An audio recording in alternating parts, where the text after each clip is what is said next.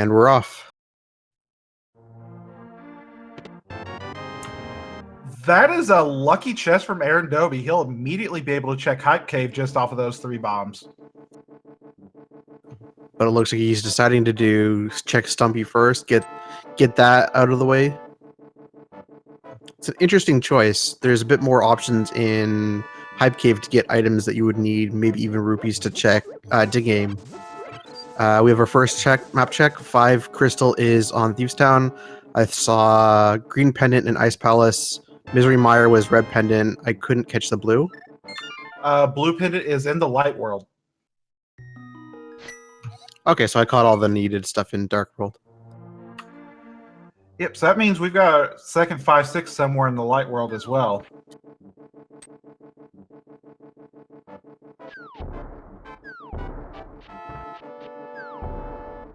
So Stumpy had some more bombs, so Aaron is loaded up on bombs pretty early.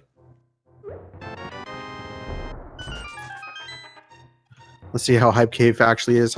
Oh, gloves in Hype Cave. That's pretty good.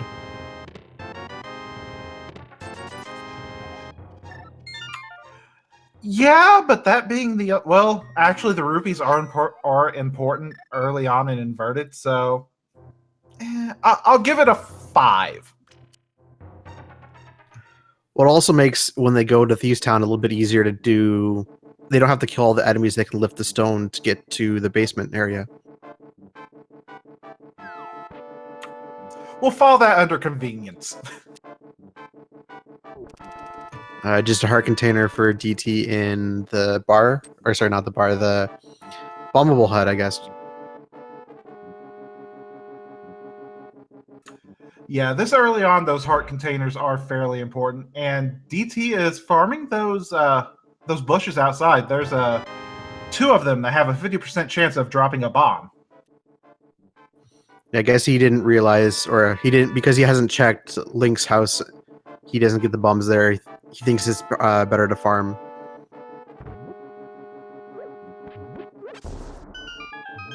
And he's going to be the first one to dip into Thieves Town. Let's see what we have in at least the first 4.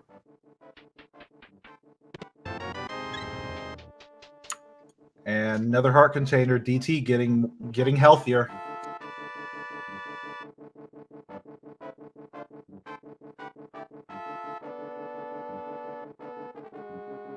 There's the guaranteed big key in the first 4.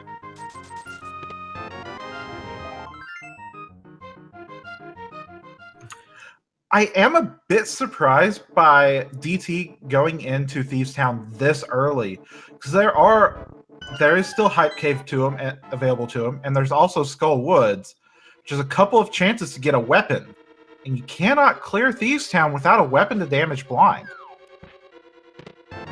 Yeah, maybe just checking the first 4. If he doesn't find anything useful, maybe he exits and looks somewhere else. Though there's the hammer. And we go from not being able to kill the boss to full clearable. And an unfortunate death with the blue screen from the cursor. That's amusing. Yeah, a lot of these sprites have had a lot of work done to them from what I've seen. And we're up to how many? The last I remember hearing a number was well over 70, but that was version 29, so there's probably been a lot more since then. We'll go 70 plus. That's good enough.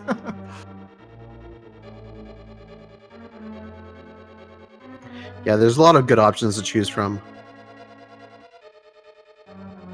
That's amusing. The tile bunny sprite is the small key. It's taunting us. So DT's finished his Hype Cave. Let's see where he goes with the hammer. He has a little bit more options. Looks like he's going to check Pyramid, maybe even dip into Pod.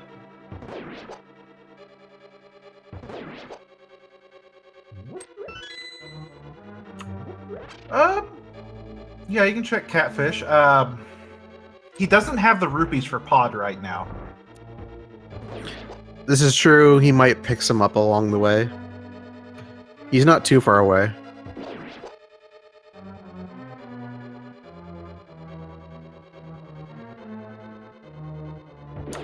Yeah, inverted mode is highly rupee intensive at the start. You need 110 just to get into Thieves Town, and He's just 5 away now.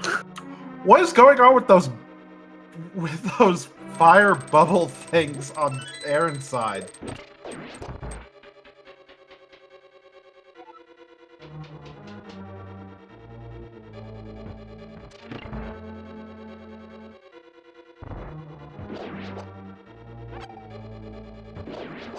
So yeah, DT's for sure going up to Catfish now. Hopefully Catfish has something useful. Well, that full magic container is useful. It is once he gets something that uses magic. Yeah, but how many times have they gotten something that uses magic, and then we have to say, "Oh, well, that'll be useful once they get some magic to use it." Yeah, that happens all the time.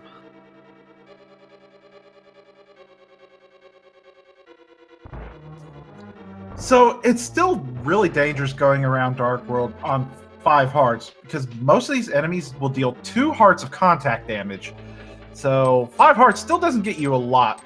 It still doesn't last very long. Look, there's pod money. But I guess he's not going there. Unique item requires the hammer. Okay, that's not very informative. It's a little bit informative once you limit everything down. The problem is most of their hammer locked locations right now are locked behind something else as well. Yeah, and even then, there's a lot of hammerlock locations to account for in the first place.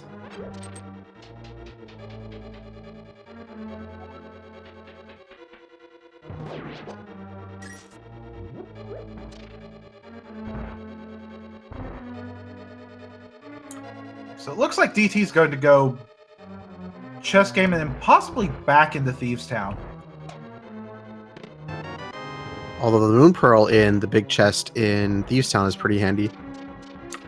Yeah, that's our Light World access.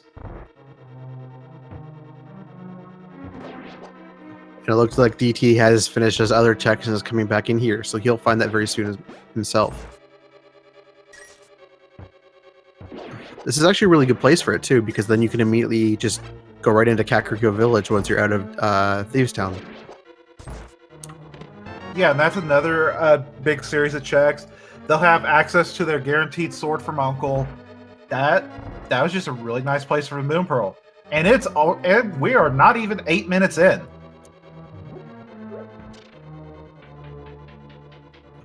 Yeah, I can't see any. I can see that's the best play. Thieves Town, after exiting Thieves Town, just go right into Kakariko with all the items. I don't know if you're gonna walk all the way to Uncle right away just for the sword, but it might make sense.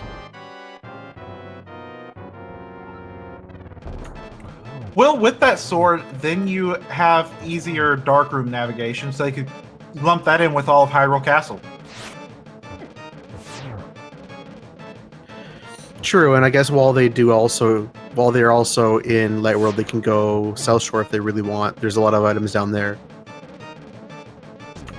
Now, AaronDobbe has to be really careful. Those fireballs do 1 heart of damage, but touching Blind or the heads, well, that was a death. Yeah, with the hammer hitbox, it's not an easy fight, but it looks like he's gonna basically say the Moon Pearl and the hammer was enough. I'll come back when I'm better equipped, and that's not a bad play. But as I was going to say, Blind's heads as well as Blind himself deal 2 damage when you touch them directly. So, yeah, and they're on 6 hearts, so that is it's a big deal. Yeah, Inverted's not an easy start.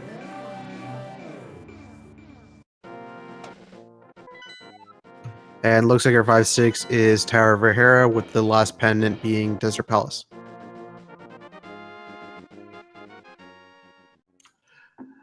Now, unfortunately, I miscounted the items in Thieves Town. Does Blind have an item, or is it just a compass or a map? I wasn't 100% paying attention. I know they've got the map, so I think that's actually all items.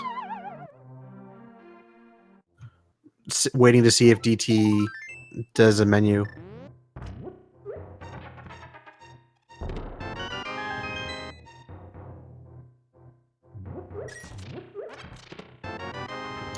Well, there's a shovel for Aaron.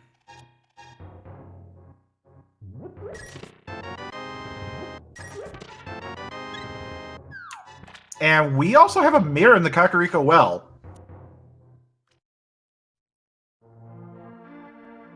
As chat's pointing out, DT doesn't have the compass, so looks like compass is on blind. All right, so that means right now the only thing blind is blocking would be the pyramid.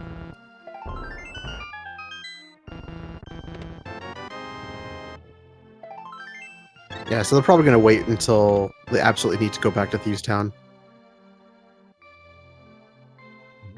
Yeah, probably lump it in with Skull Woods.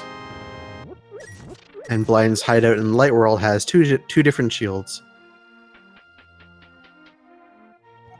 So this would have made the blind fight a lot easier with the fire shield. You know what else would make it a lot easier? Sword. Yep. Though DT trying to prove he doesn't need... Maybe I should quit talking. Spoke a little bit too soon. And DT's basically deciding the exact same thing.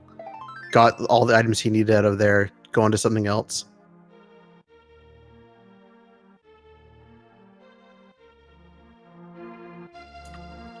Yeah, since there are no more items in Thieves Town, it is a viable play to just skip it for now.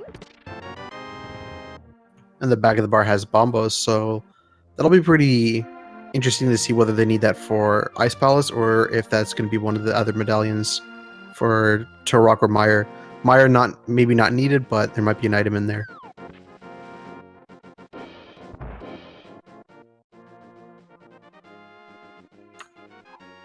Well, the library comes up a bus, so we don't need the boots just yet. But Aaron's going to take advantage of that mirror and get the bullfrog. Yeah, this is an interesting play for inverted mode. The fact that you don't need the mitts to do a lot of things. You can get around most of the mitts locations. Yeah, at this point, the mitts only locks the King's Tomb.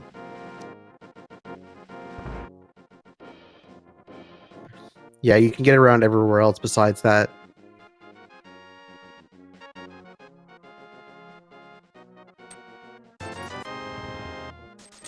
And we got a counterfeiting operation at the Smiths.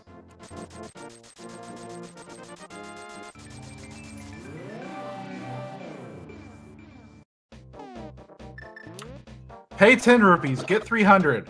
I like that deal. That's a nice return on your investment.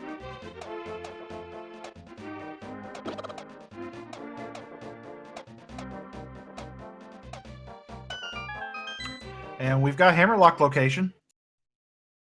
Ooh, there's the boots. Might not be needed, but it's a nice speed bonus for just navigating around the world. Yeah, getting it this early is pretty nice. And then immediately picks up the chest to negate the boots. He's probably still got another hour he can use those boots. Yeah, well, the boots don't save a huge amount of time. Normally, at least having them this early, you can stack the effect. Every little bit of time here and there does help. Big 20 on the race game. We're not going to see that.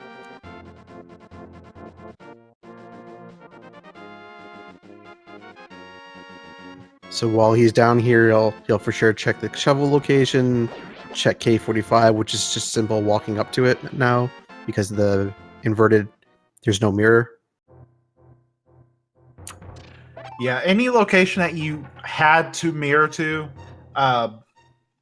has had a little bit of landscaping done in order to make it accessible in inverted mode. Adding stairs, adding some ladders, adding some bridges, or just flattening the land around it so that you can just walk right up to it.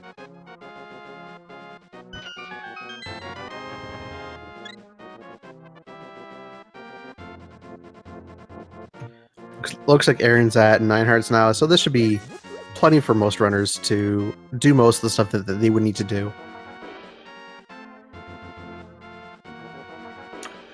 Yeah, really only missing a blue mail to be completely safe. 9 hearts, blue mail, that's really where most runners are comfortable. But even green mail with 9 hearts, they're going to be a lot more adventurous now. They're not going to take it as easy as they have been doing. Yeah, blind's ready to go down now as soon whenever it's convenient to go back. Now we saw from Aaron that our bush crabs. Oh, hey, there's a sword. But our bush crabs are dropping big 20s today. That's going to be pretty helpful if they ever need to farm up money. The only thing they need to spend money on now is the dead game pod and possibly Zora. So they don't need a lot of money left. Well, Aaron is close to Zora. I wouldn't be surprised if he picked up the bush crab, but not right now. Opting for Mini Moldorm Cave. Zora's quite a long check. I mean, they do have the Moon Pearl, so they could fake Flipper, but it's still a long way to go for just 3 items. Assuming he even gets the money before then.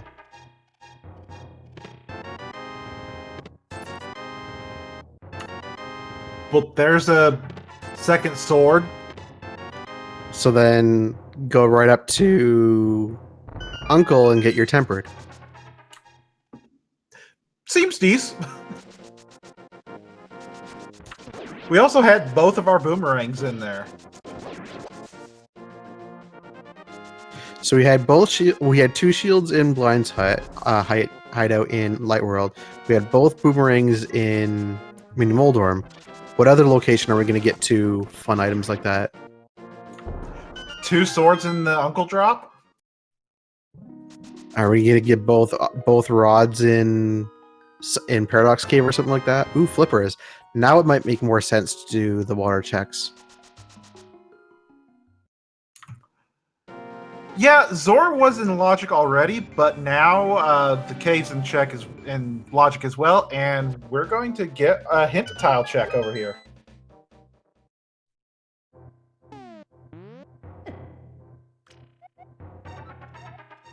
Well, there's our bottle in Paradox Cave.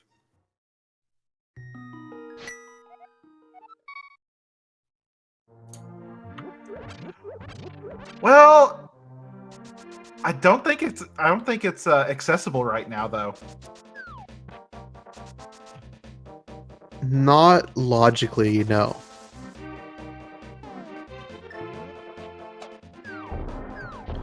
You can get there if you want to do sword through the the old man cave.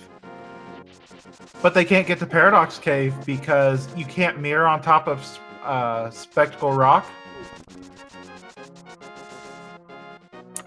You would need Titan's Mitts to access the portals on East Dark or Hookshot to go the bottom way. Yeah.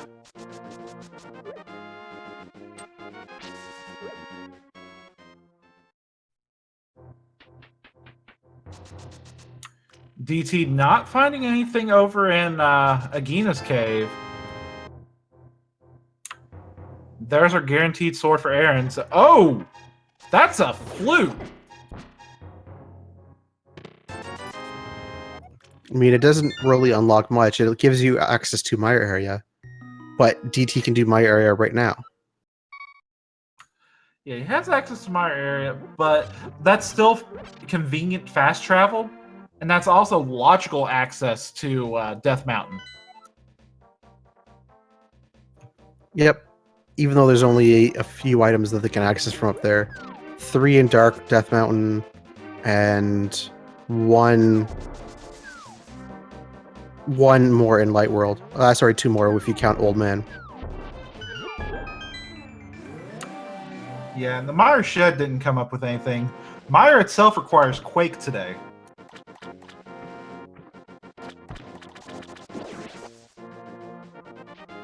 Whether we'll actually need it or not is another matter.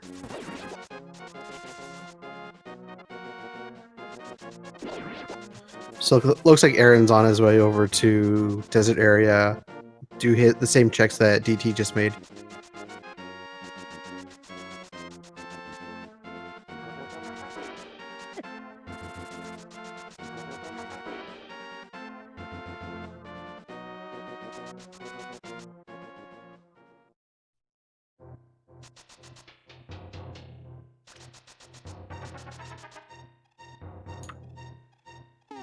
So, trying to figure out if there's any other dungeons we have accessible.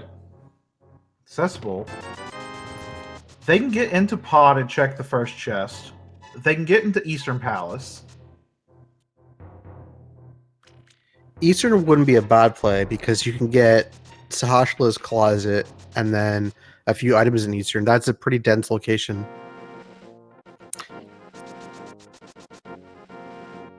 They can check a little bit in Skull Woods, and once DT finds the flippers, both of them will be able to check a little bit in Swamp Palace, although that's not ideal.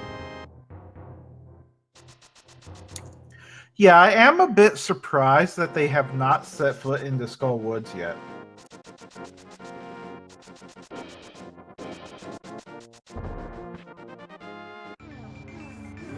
Also with the flippers, they can get into and clear a lot of Ice Palace. Again, pendant, not ideal, but sometimes the fact that there's 3 hint tiles in Ice Palace seems to prioritize that a bit more than it used to. Plus, it's a green pendant. Yeah, that's a bit more incentive. DT probably won't go in there until he gets his sword, but once he's equipped like Aaron is, that might make that a bit more attractive of an option. Well, over in the digging game, we had Ether. Another medallion that is not useful at the moment.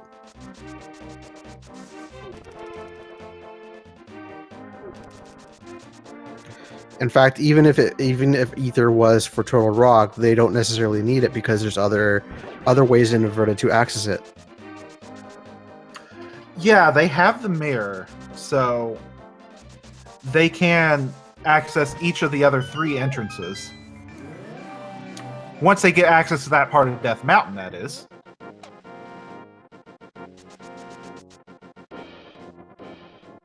Yes, with their current inventory, that's interesting to try to figure out where they want to go for progression.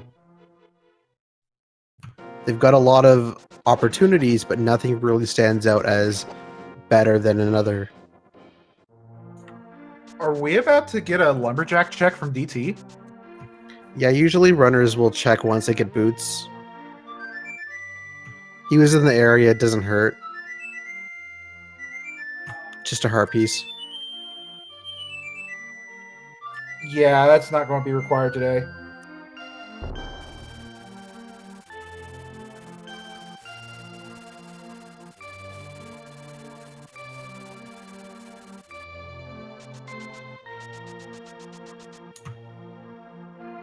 So in order to access the other entrances of Turtle Rock, they're going to need either mitts.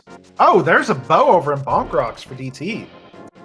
Okay, so that makes Palace of Darkness a little bit more attractive. Even though he can't clear logically, that opens up a lot more.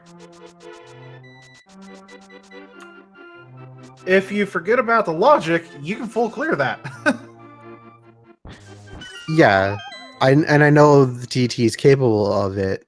I'm pretty sure Aaron would be too, but whether they actually want to prioritize that right away is another matter. It just means that instead of only one guaranteed chest, they now don't have to worry about being bull-locked. Yeah, logically, we still need the lamp to full clear Palace of Darkness.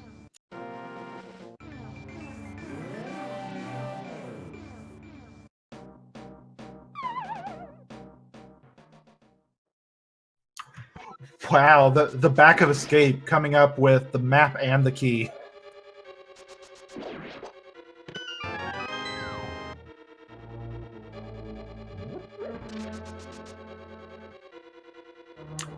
So it is kind of interesting that DT, he saw the 300 rupees and decided not to pick it up. So he does not have Zora money still.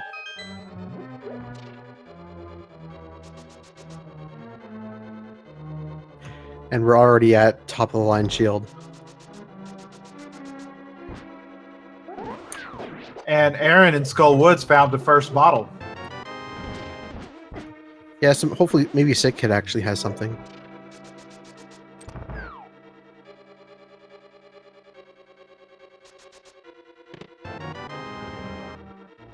Looks like DT's finally going to do the South Shore route, get his swords.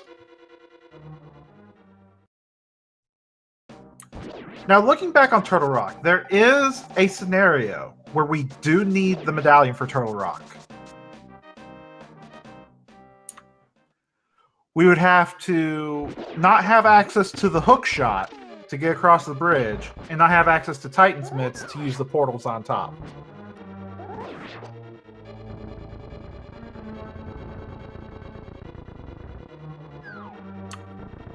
Then again, that scenario is probably not very likely.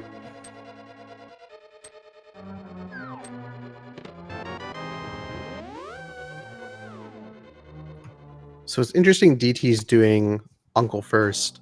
I know he wants his sword, but I would have thought South Shore would have been a bit more lucrative of a play with the amount of items there.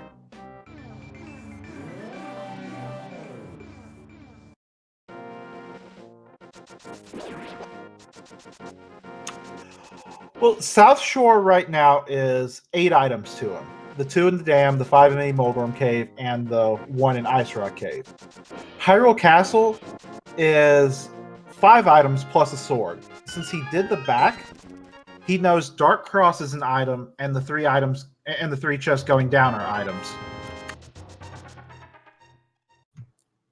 True, but I guess it's just a matter of early game.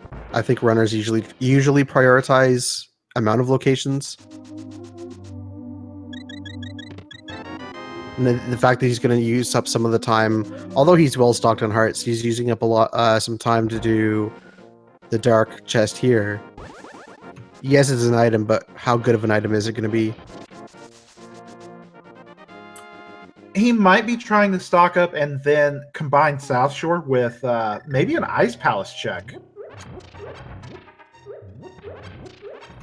It's possible.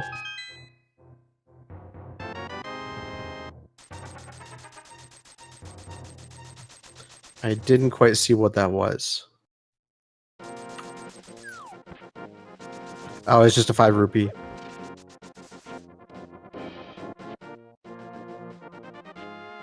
Yeah, now that we're out of Dark World, we're getting all the big rupee drops.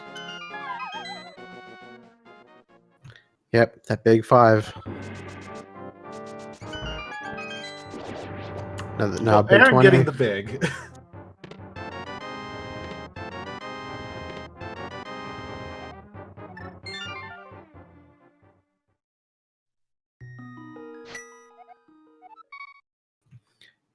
I mean, at least DT has the mirror for this, so that he can easily warp back to the entrance. It does help us save a little bit of time.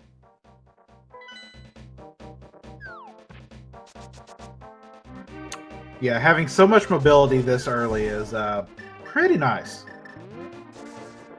The all-important bug net now for DT. Swag strats coming in later.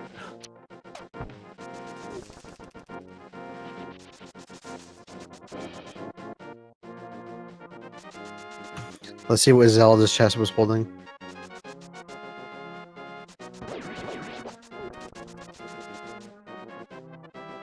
Armor does not hold up well to a hammer. She was planning her own escape with some bombs. Thought those walls were a little bit tough for that. And she must have found a way since she wasn't there when we got there. Good point.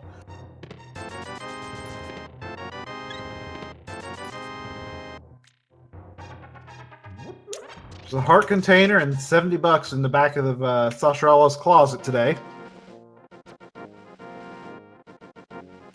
So Aaron's well on his way to Zora money. In fact, I think he has all the required rupees he would need. And he doesn't have to potion glitch into Palace of Darkness, so yeah, that's everything.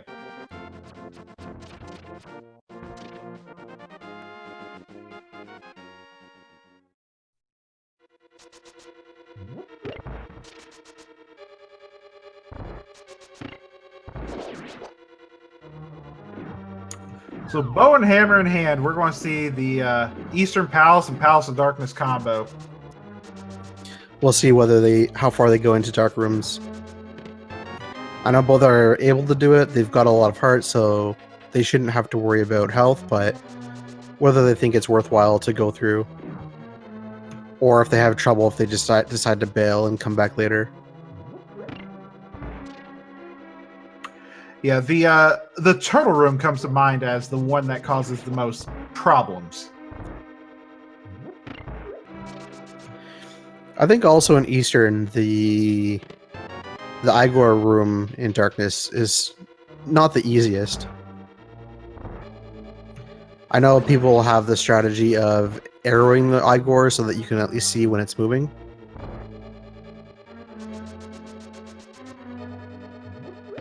It's one possible strategy. Actually, that's really what they have available to them. There are a couple of torches you can light, but the fire rod's not available to them, so scratch that idea.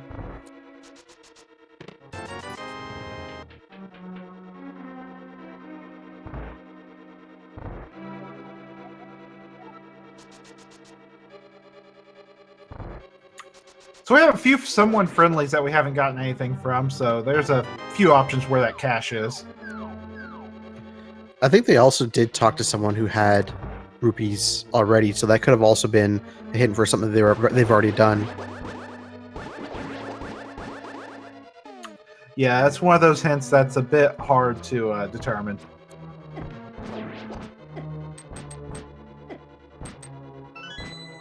Aaron found the key. Now he just has to get up to the door. Yeah, nice thing for Aaron having that tempered sword is those Igors do die to a single hit from a tempered sword. DT will not have that luxury.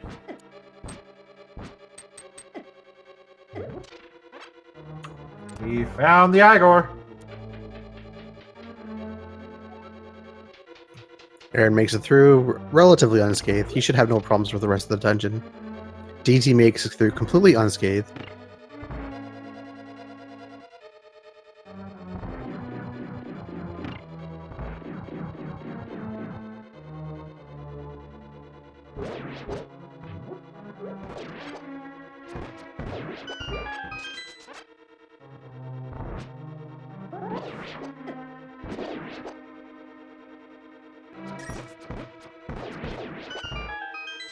So both runners did really nice making it through those dark rooms. Especially having to hit a moving target in the dark. Yeah, for sure. And now we get to see two different strategies for Eastern Palace boss fight. DT's looks a little bit faster. Yeah, it looked like DT barely missed the quick kill. Not able to kill that third Armos before he interages, but still in a nice position to take him down. But a near simultaneous crystal pickup for Eastern Palace. Now they're going to go warp to Dark World for Palace of Darkness. But first they have to pick up Kiki. Now another note about that is if you'll remember, DT entered behind Aaron and got the kill first. Uh-oh, DT's mirror placement. Yeah, it cost him 10 rupees. Now, there is a way around that. If you're carrying a bomb, you will not trigger the portal.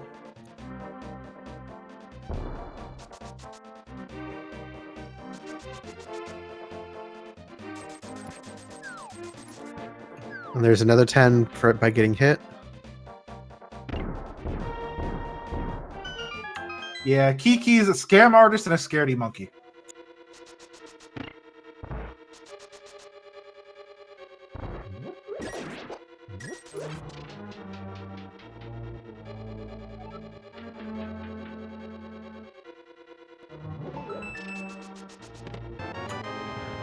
Now, if DT intends to full clear this, he's going to need to be really careful with his arrows. There are some arrow drops in here to help him take care of the mimic rooms, but fighting Helmasaur when your main source of damage is your choice of either a hammer or a fighter sword, not my idea of a good time.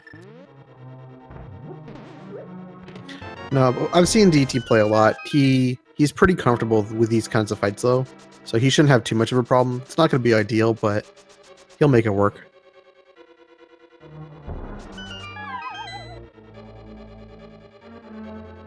Yeah, but even if he's good at it, I can't imagine it being as fast as a tempered sword fight. Oh no, not anywhere near as fast, and it's not going to be enjoyable, but he's the kind of person that will do what he can, whatever he needs to do to finish.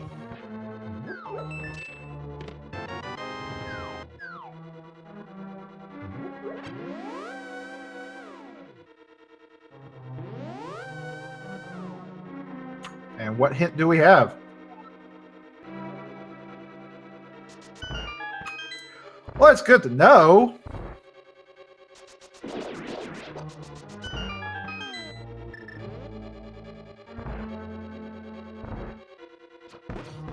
Whether they pick it up is another matter.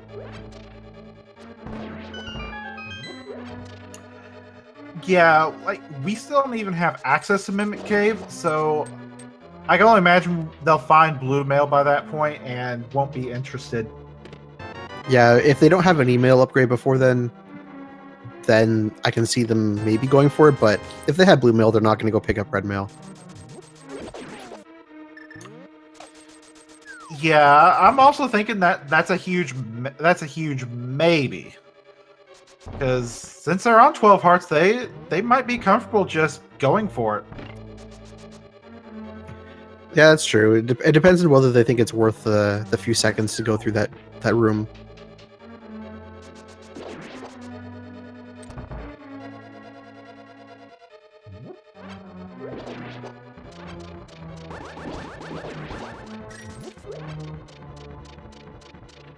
So the big key's in the back. If they had the big key by now, I suspect we probably would have seen a hammer yump there, but yeah, it doesn't make a whole lot of sense without that key. Yeah, they had a small key as well, so that they could have exited the maze if they had gone then through that way. So just a small key and 20 rupees in the Dark U room. So even with DT's Kiki incident, he's caught up quite a bit through the dungeon. DT has pretty good execution.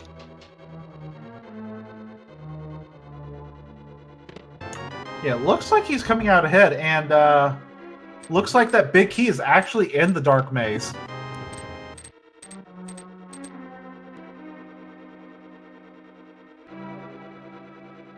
So we'll see how good their dark maze is.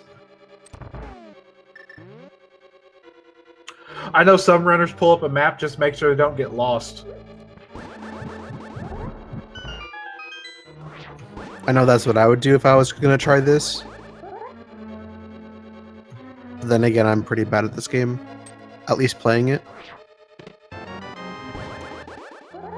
We saw a compass. Yeah, Looks big like- key is in the lower right.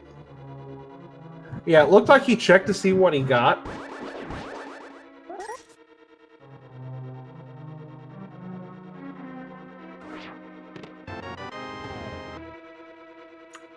And that was just another 20 rupees.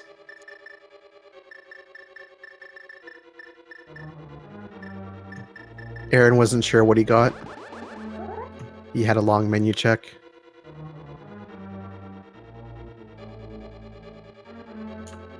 Yeah, since they went into the dark maze still not having the big key and getting the compass in that first chest, we knew that bottom right had to be the big key.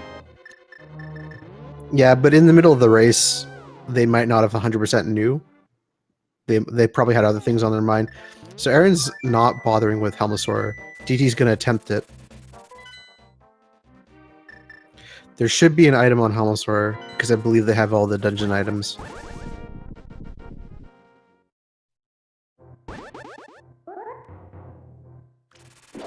We're going to get an old man check from Aaron. He's probably going to wait on the lamp. I would say it's mostly because of the turtle room, I would think.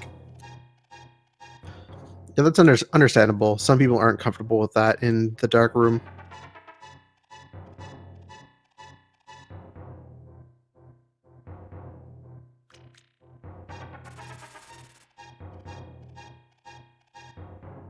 I mean, obviously he'll have to come back anyways. DT's just figuring while he's here, might as well attempt it. I have a feeling if he does die throughout this fight, he'll just leave and come back later. Yeah, this is not in logic. Not without the lamp, anyway.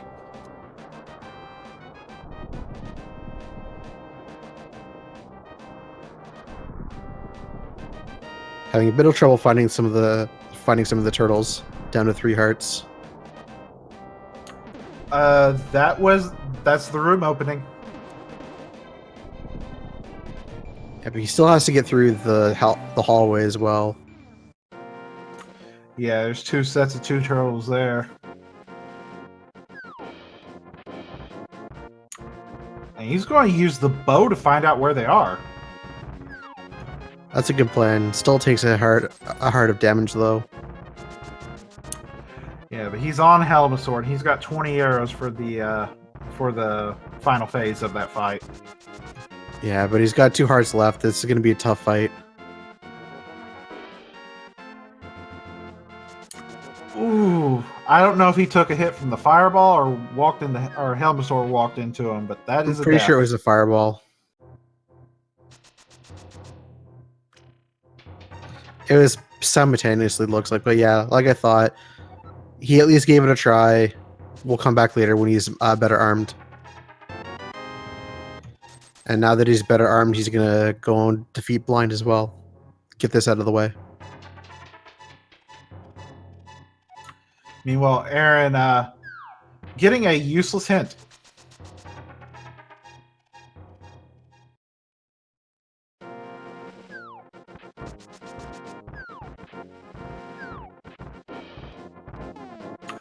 I was about to say, did he grab the hook shot and we didn't know it?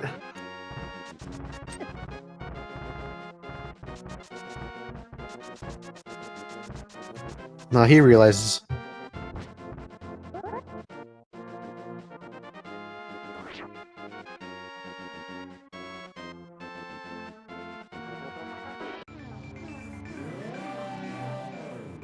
It'll be interesting to see what his play is next. I believe he's going to go over to Super Bunny and check the bonk chest of Hookshot Cave. We'll see where he goes after that. Blind just had the compass, and DT getting his 2nd crystal.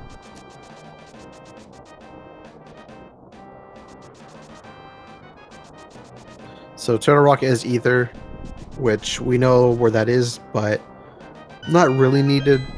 As mentioned, they can, by the time they actually need to go into Turtle Rock, they can probably enter it through one of the back entrances.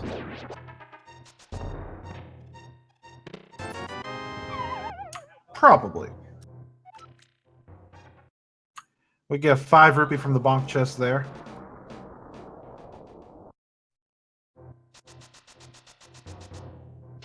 So is DT now going to do the South Shore? Finally get his 2 extra swords? Ask why he couldn't have had those about 20 minutes ago.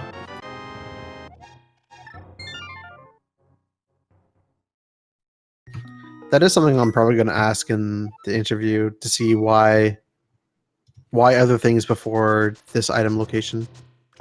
This is an item He's going to check. Check the hint.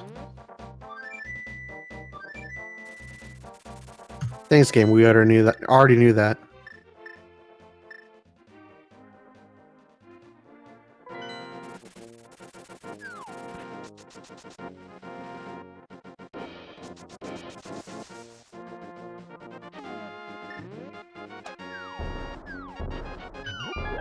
But now we have Aaron over in the same area.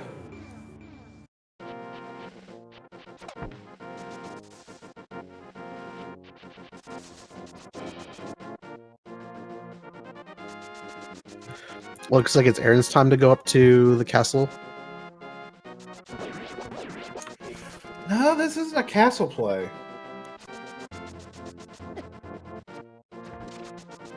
That's an odd route to the castle. Oh, pyramid. Pyramid. Okay. Combo play, I guess. Yeah, but still, you're right. That was an odd route to do to come up here.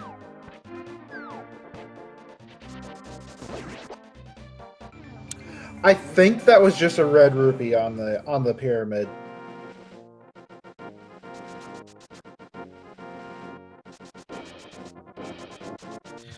Okay, this is his way, I guess, of going up to Catfish and then check the waterfall and Zora after that. Yeah, that sounds like a decent route.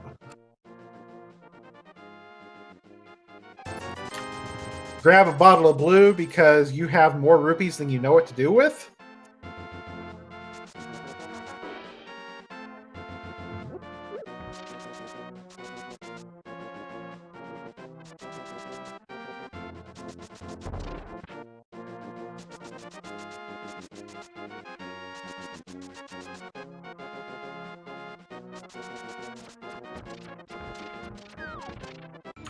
So Ice Palace being a pendant, kind of unfortunate right now. Because with the routing over an Ice Rock Cave, that would be it would be really nice to be able to mirror and take out Ice Palace right now. Since they do have the bombos for it. Yeah, I can see some people doing it. Like I said earlier, with the 3 hint tiles in there, it does make it a bit more lucrative for a lot of runners to try.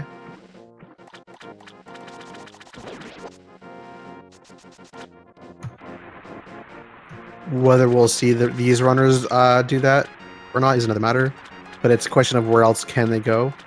They're running out of locations. Yeah, they really are. Here, the Zora area is coming up pretty much a bust. It all depends on the big fish himself.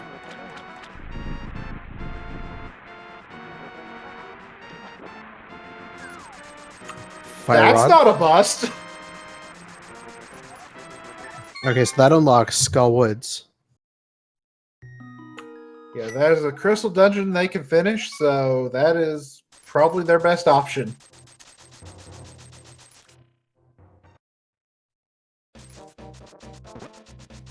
And it looks like that's exactly where Aaron's going.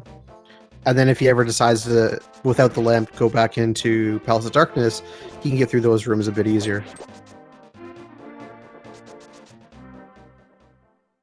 And DT is up in the Zora area, so he's going to get his fire rod shortly. We'll see if he makes the same play to Skull Woods.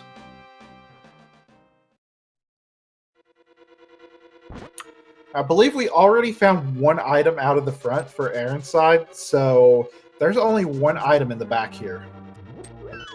Yeah, so it's a good play to check the 2. If they didn't check everything, check the 2 in the back, hope the item is here, and then check the whatever is remaining.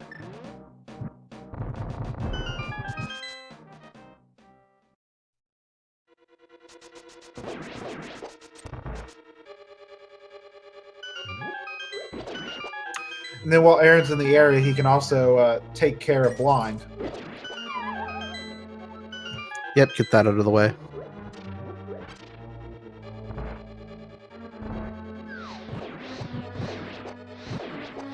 DT deciding to finish off Pod before he gets sidetracked.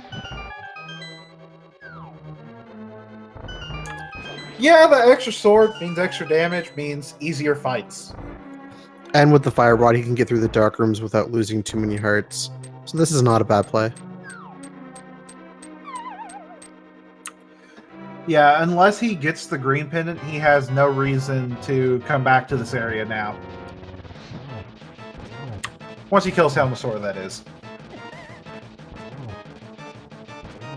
And even then, it's not that long of a check. He can just hammer into Light World and then check the green pendant. Hookshot on Mothula, though.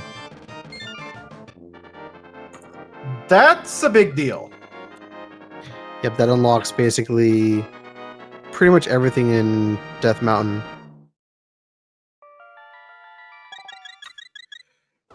Yeah, depending on the key situation, they no longer need Ether to get to the front of Turtle Rock when that time comes. That's also access to Paradox Cave and the armor if they really want it.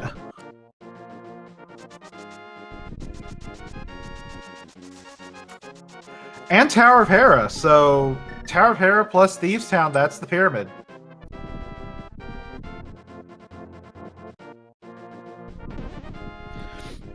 Yep, so it looks like Skullwoods was the play once you got the fire rod.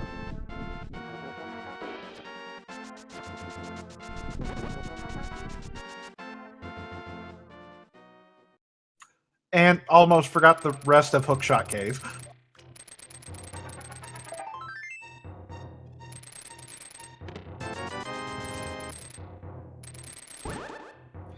Much better turtle room for DT.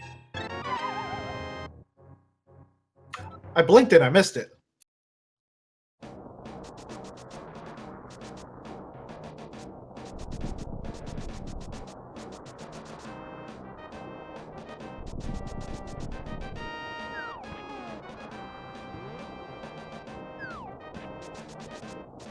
Still a bit low on hearts, but I think 4 hearts shouldn't be too bad for a runner of DT's caliber. So I think Aaron's getting a bit tripped up here. He's trying to figure out, wait, how do I get over there? Since you don't have Titan's Mitts, you have to use this portal here by Spectacle Rock and then loop all the way around from the bottom. Yeah, it's not convenient, but it's what they have to do. And just 10 arrows on Helmasaur, but with that kill, DT's finished Pod. He's done with this area. He can go into something else.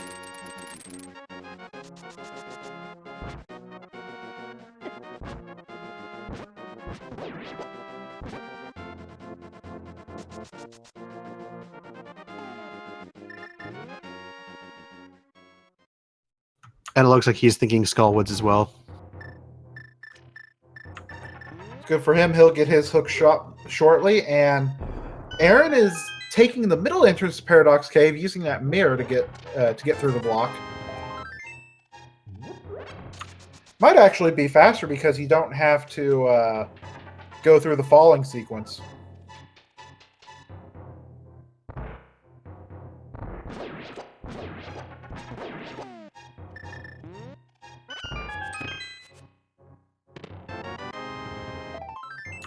B-Torp was here.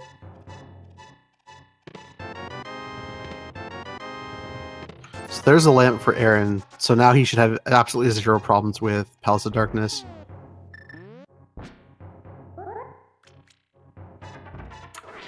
That lamp was a bit out of the way, though. Yeah, it was somewhat annoying to get to, but now they don't have to worry about any dark rooms.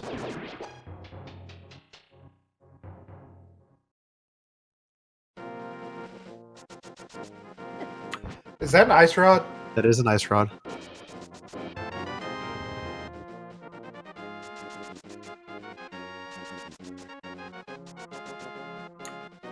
So if they get a Cane of Samaria, then they can go ahead and clear Turtle Rock.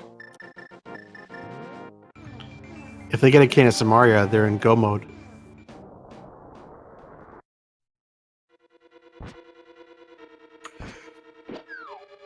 wow. You're right.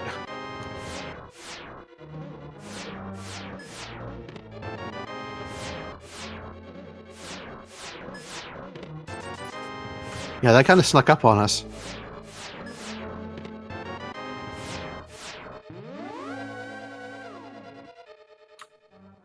And it could still be in Turtle Rock through the other entrances.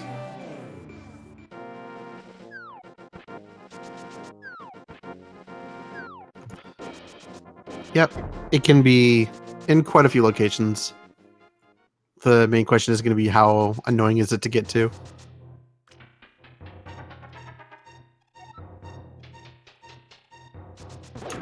Well, at least we know it can't be on pedestal. Nor can it be behind or on Vitreous in Misery Mire.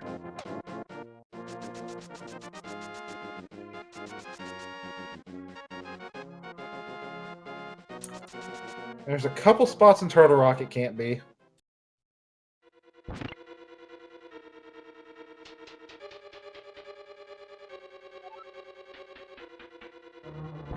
So DT with his hook shot, I believe he's going to go... Oh, he's going down here. Is he going to do Swamp first? Swamp is 6 items, so can't blame him. And there's nothing up on Death Mountain that was required or that was really needed. The only thing that was up there was Ice Rod, but that can wait till he's about to do Turtle Rock. So that was another hint saying a unique item requires the hammer.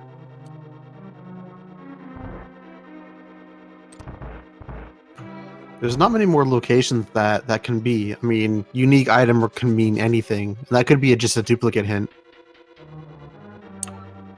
Well, the unique, like, it could be a different unique item, like the single arrow.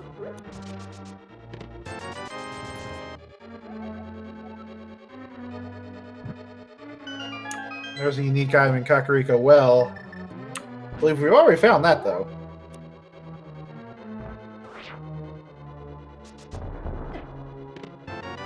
Interesting doing the bomb jump when you have the hookshot and boots.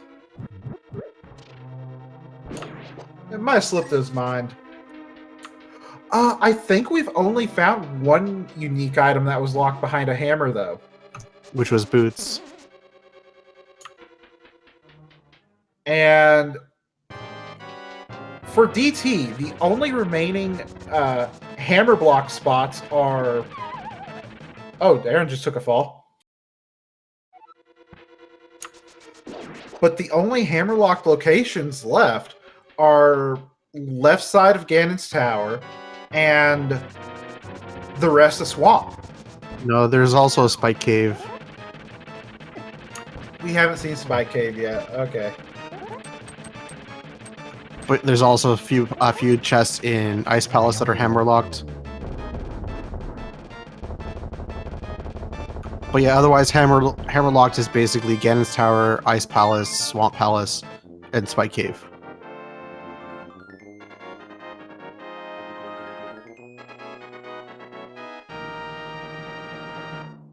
So that could be why DT's doing Swamp first. He saw the hint for unique item on hammer. Maybe he's thinking it's not just the boots, it's something else.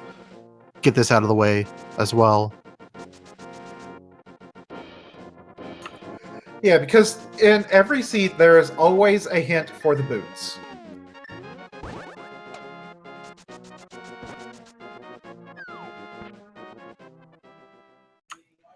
So it could be that there are 2 different unique items on the hammer.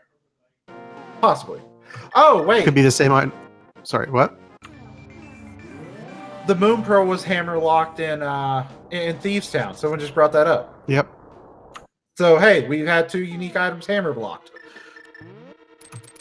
But then again, it could be a completely other item. There is still lots of hammerlock locations left. There's still more unique items they could get. Just because we found 2 doesn't mean those were the ones it was talking about. We don't know which ones they were talking about.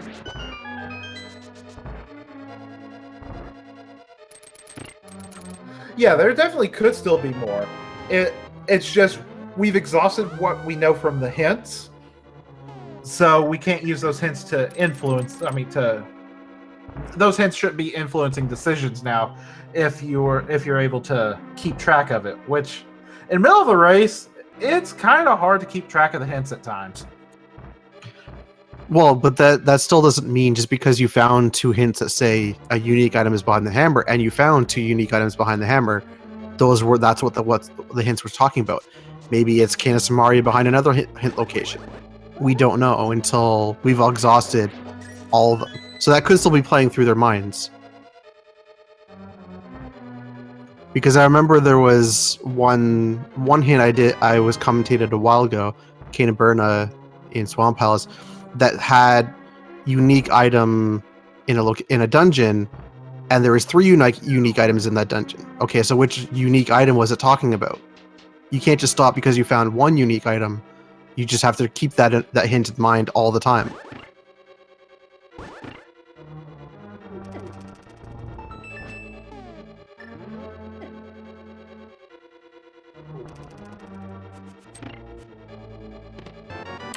Yeah, the hints they definitely affect what you do, but yeah, as you said, also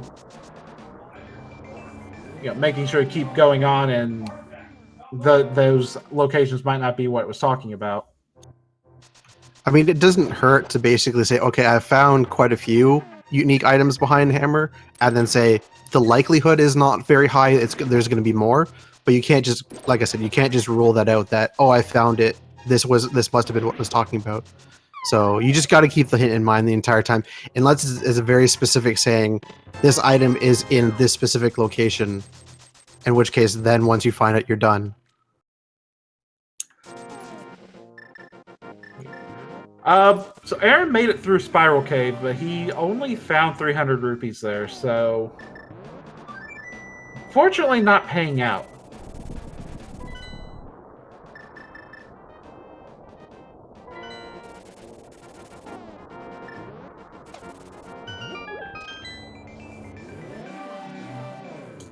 I will say it's kind of funny that DT found a cane in left side swamp. It's just the wrong color. Yep, that happens. But maybe that, as an invincibility item, will lead him to another location. Maybe even bring him up to Spike Cave. Which is now in Logic. Yep, they would have needed Cape or Canis Maria, which they now have. I think they also might need either half magic or a bottle for... Well, we know a bottle has been found, so that should be within Logic technically now. Just DT hasn't found it yet.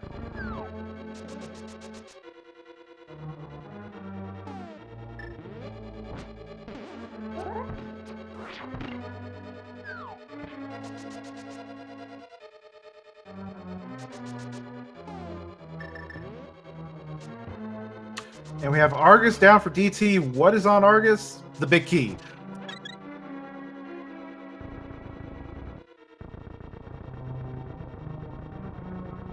I wasn't paying attention to his menuing, so I don't know. Did he find both the compass and the map, or is one of those in the big chest?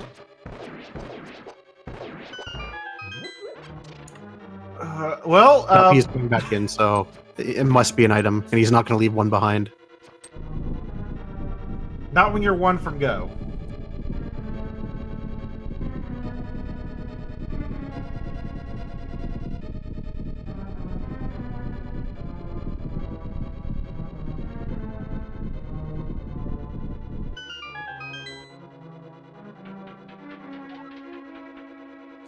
So, judging by where he's going, if this is not Canis Maria...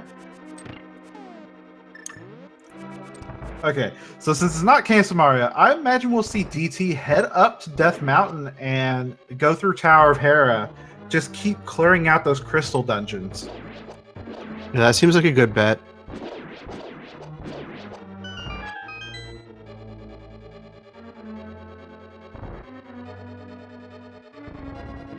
Although we say that, and he's going somewhere else.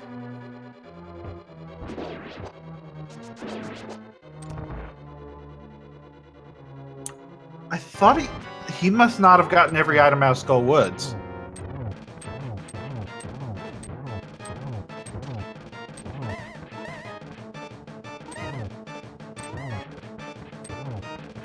Well, he should get there pretty soon. Then it's a quick flute up to the mountain.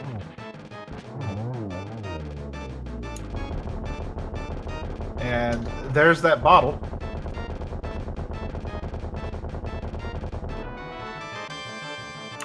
Well, we got a nice Helmosaur kill from Aaron.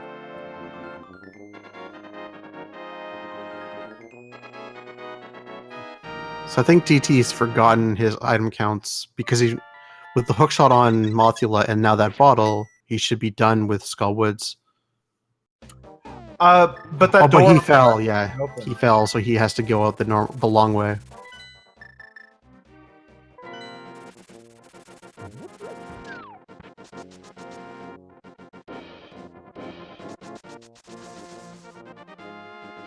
So now he's got that bottle. I imagine this is a sick kid check. Yeah, while you're in the area, that makes a lot of sense. And it looks like Aaron is probably going to do Swamp himself now.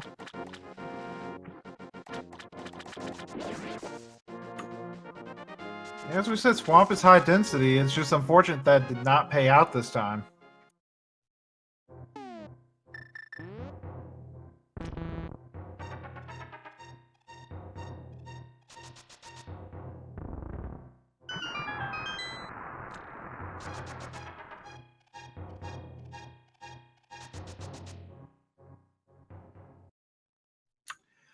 Both these rooms have done a lot of checks for just an hour and 7 minutes.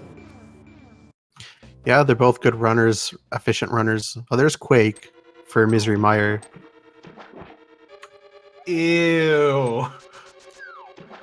Hopefully that doesn't bring DT over there.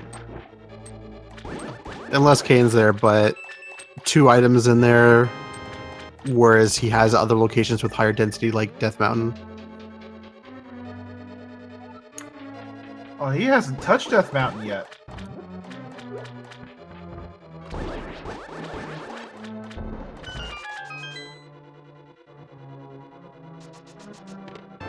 Nope, he waited until now, which is actually not a bad play. He can do basically all his checks at once.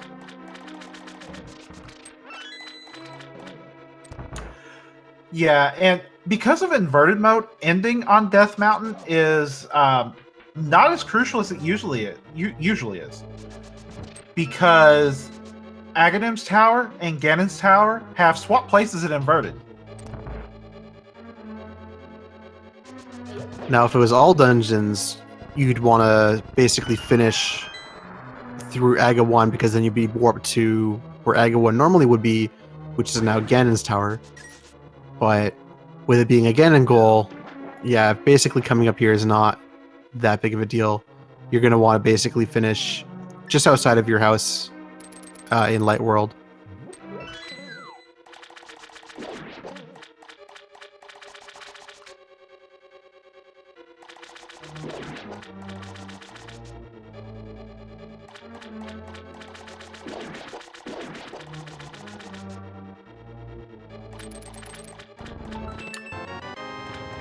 Now, Aaron was in Turtle Rock earlier, and I believe he checked everything that he could and didn't come up with anything, so...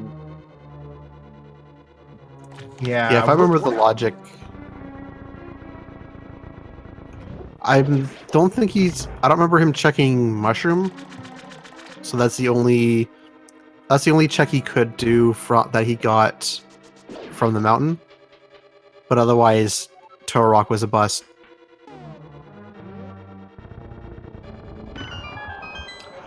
Yeah, Mushroom's not as easy to get to in inverted because you don't have that flute point directly to the witch's hut.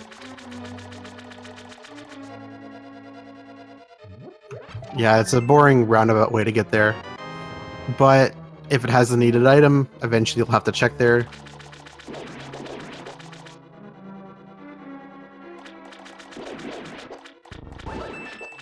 So Aaron ran this dungeon a bit better than DT, I believe. By not going left side right away, when he gets the big key off of Argus, coming back in is a bit easier for him. He can come in, go to left side, and then immediately warp back to the start of the dungeon.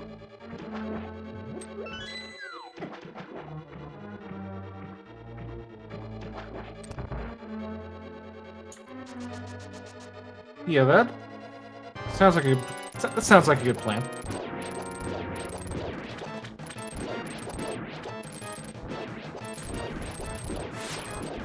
So after he checks Swamp, it'll be interesting to see what's next. You are starting to run low on locations, as we said. There's that mushroom, and there's Spike Cave. Other than that, I think we have to dip pendants. Yeah, I'm not sure if Aaron's going to go up to, well, he hasn't found Blue Cane yet, whether he actually checks left side or not for that Blue Cane. But if he does, I don't think he's going to go to the mountain just for one check when he's got a bit of other things to do. He has to still finish Thieves Town, but he should know that's just a compass, so that's not high on his priority. So you're right, I think it is a pendant dungeon, but which one do you go first? Well, that's sort of actually a bad question, because with his items, the only one he could do right now is Ice Palace. Yeah, because he doesn't have Quake for Mire. And he can't get into Desert without the book, because inverted, you need the book for Desert. There's no back way in. Yeah, there's no way to mirror up onto the ledge. You gotta go straight through the front door every time. Fluffy, our tracker, points out there is also Pyramid Fairy. Aaron, if he decides to do Thieves Town, he can do Pyramid Fairy from there. DT would have to do Tower of Hera to put that in logic. But DT is up in the area anyway, so that might happen first.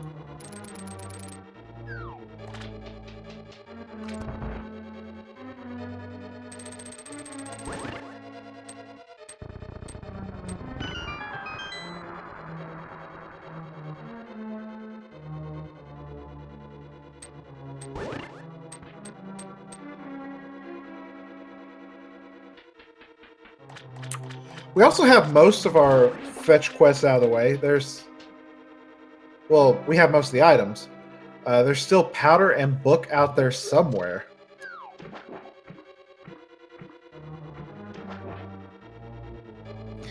Neither of which is terribly important. I think both runners will be completely happy to not actually get those items.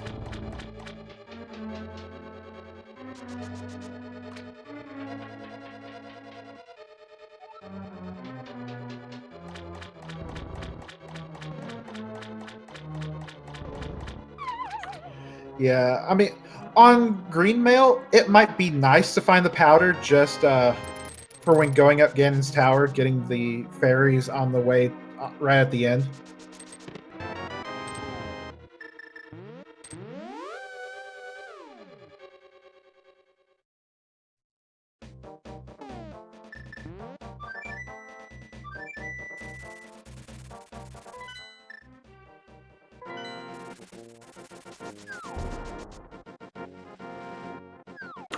Well, this is looking like an Ice Palace play from Aaron. Yeah, it is. We'll see if this pays off.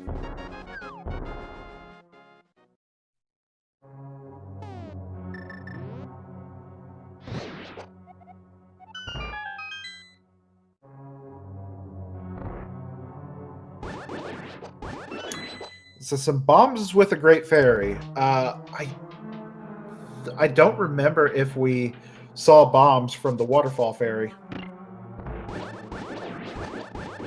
Yeah, I don't remember either.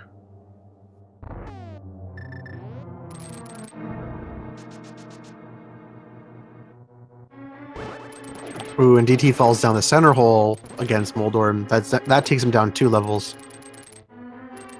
Yeah, that's unfortunate.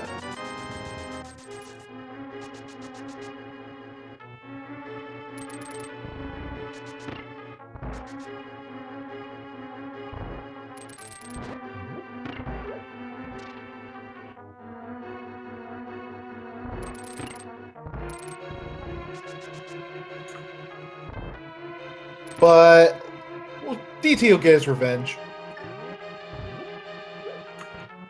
Just not this time.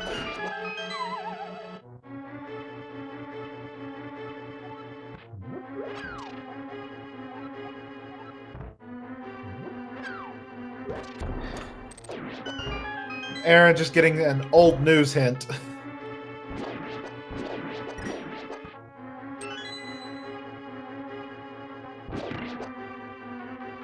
DT having a pretty difficult time with Moldorm, but finally getting him killed. Yeah, it looks like the earlier spin. I think he got robbed with that one. That looked like a clean hit and it denied him.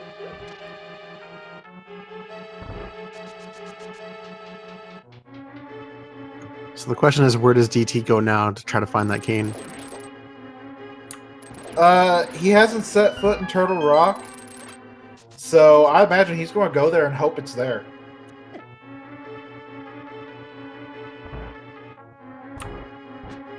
Because you got Laser Bridge. There's 5 items in Turtle Rock. Laser Bridge is likely to have some.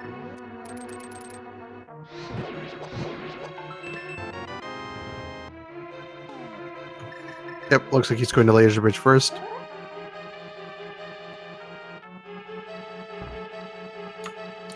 Doing laser skips and they have the mirror shield, so they don't need to, but the laser skip might still be faster. It's also muscle memory.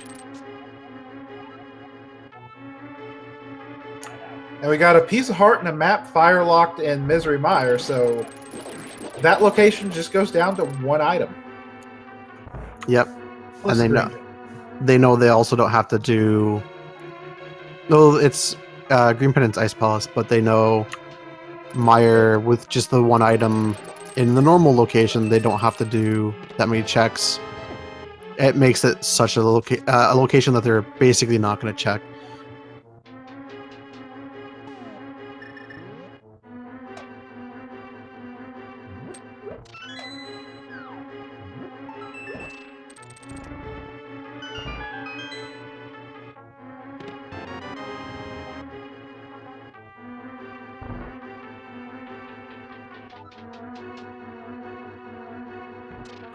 DT's going to go ahead and check the roller room here. Aaron's not finding anything too useful in Ice Palace.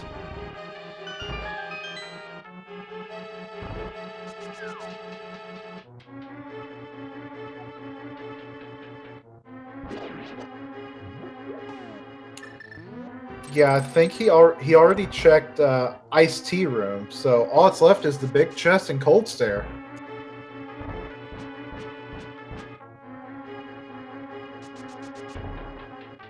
Yeah, he has all the dungeon items as well. Or at least the main 3. I think there's 1 item left. And it's the Red Cane. The important one! So Aaron's now in go mode.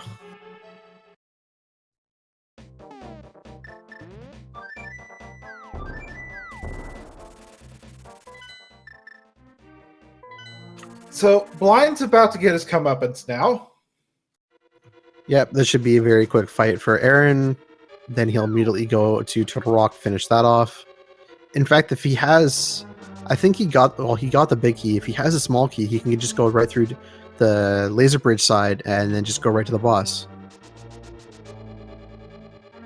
Yeah, I think he saved his keys. So that makes it very efficient for Aaron.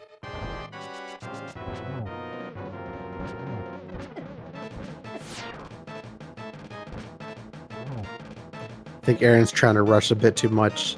Took a few more hits than he needed to. He's got enough hearts. As long as he doesn't die, he'll be fine.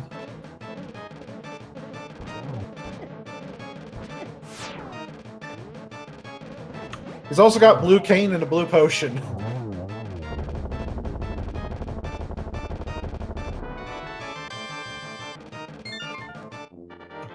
Yep. Once he did the blue cane, it was an easy fight from there.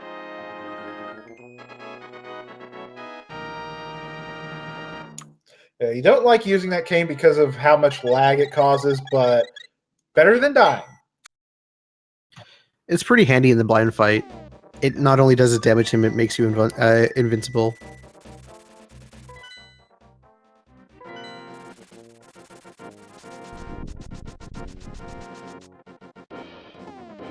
Now, the one annoyance about not having Titan's Mitts here is you gotta take the long way.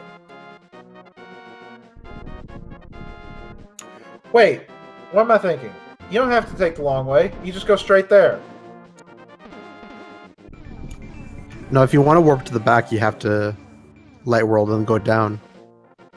Yeah. Okay. Inverted messes with the brain.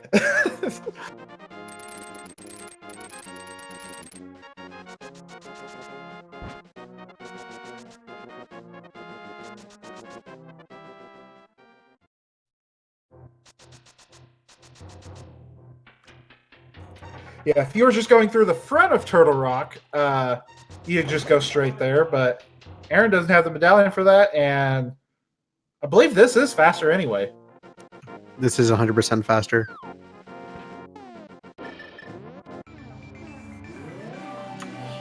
And DT's going to check Spike Cave.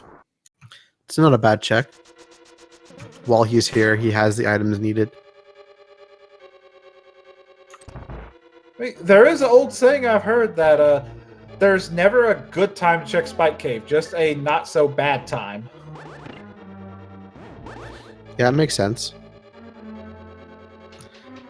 Unfortunately, it was just a piece of heart.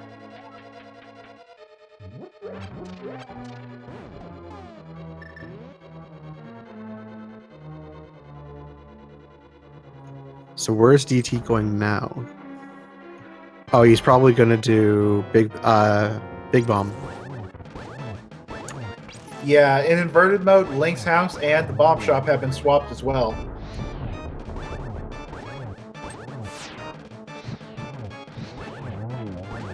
And we're already down to the main body of Trinex. Yep, with Tempered Sword, this fight is pretty quickly finished.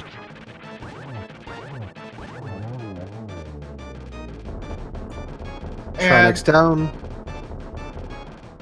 I believe we have a little game that we like to play here. And there's our second mill.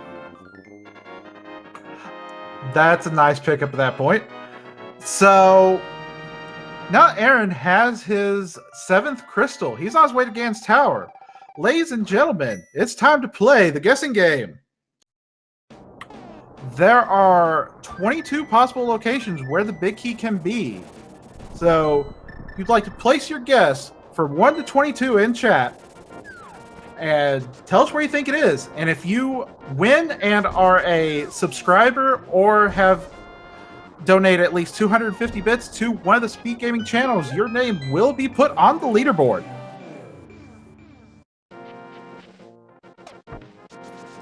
So, Iceman, where do you think it's going to be? I usually say 7 as the number, which that location can either be the Stealthos room, sometimes it will be the torch if they go right side first. Mushroom today was only big 20.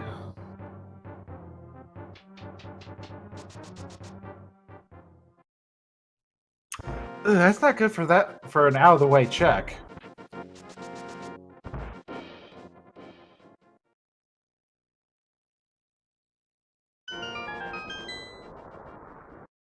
Looks like DT's on his way to ice, so he'll find that KS Mario very soon.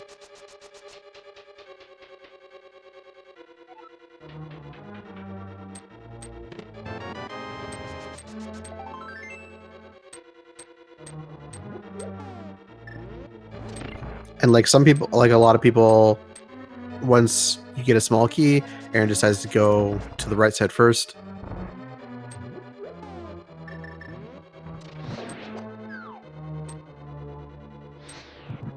Yeah, these 4 chests don't take that long to check.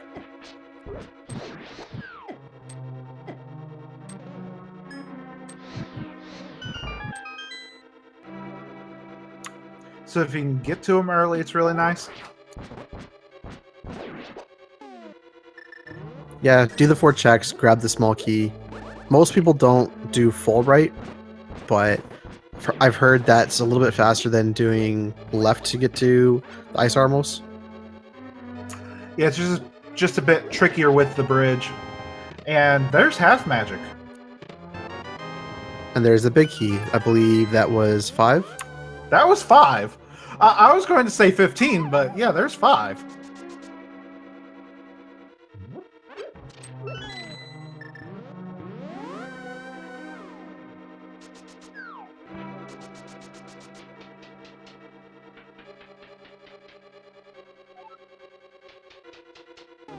And congratulations to Disgraced Saint, who was our closest supporter with a guess of 3.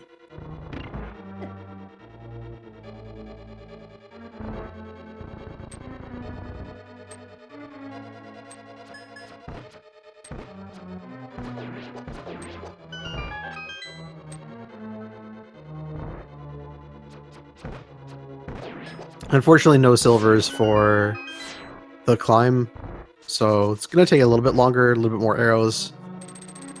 But it should still be a pretty easy climb for these runners.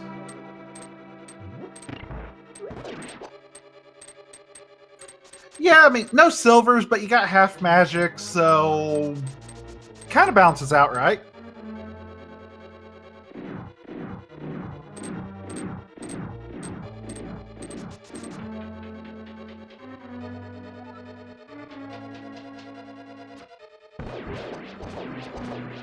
That was a very quick Gauntlet Room 1. Yeah, since they don't have silvers, that means there's no lag on the arrows. And also, you're already done with all the arrows that you need, so everything else is just a bonus unless you find silvers going up the tower. Lenmo 2 usually benefits from silvers. You save a little bit of magic that way, although with half magic it's not a huge deal. Having a bit of trouble with those BMOs though. I've also thought the fire rod was a bit more accurate. It depends. I think some runners like the silver arrow, but the fire arrow is not that bad either.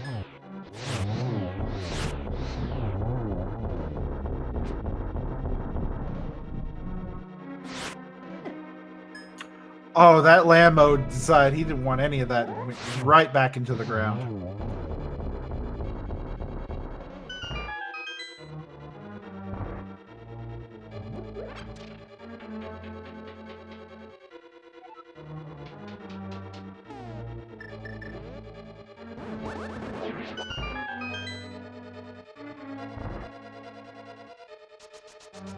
Oh, DT's having a bit of problem here. He's down to 2 hearts on the Freezor room.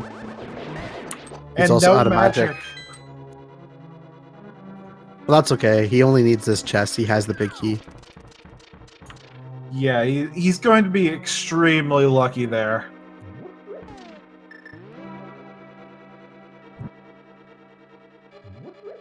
So DT's now officially in go mode. And he only has Turtle Rock and Ganon's Tower left to clear.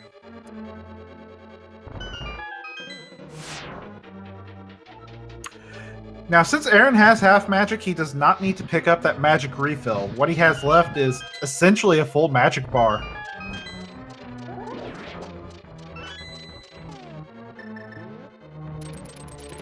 Deciding to check the last few chests, hoping for silver arrows, finds a red potion and powder, just when he doesn't really need them. Well, actually, powder is pretty good for this upcoming room.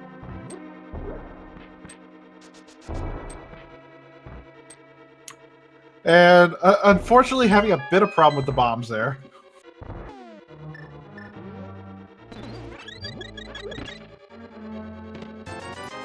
He might be checking his last chest for silvers, just in case, since it does speed up the fight a little bit.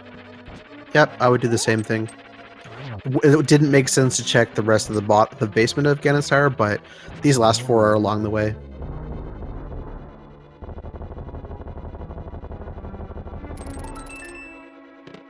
And lucky him, it was the last chest.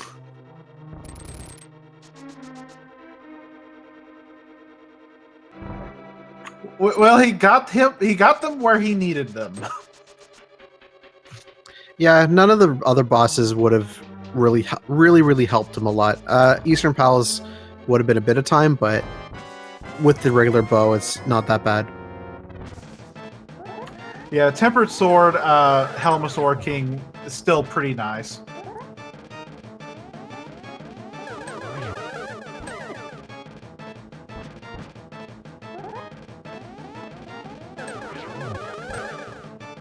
Not having that much luck on these Aga patterns. Yeah, some of these lineups are not being friendly.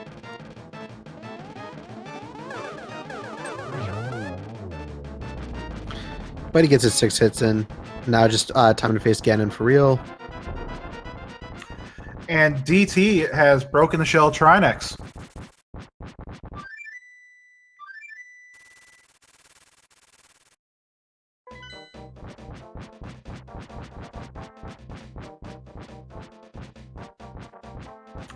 So if Aaron leaves Ganon's tower, we'll see DT making his trek up momentarily. But in the meantime, we got a big pig.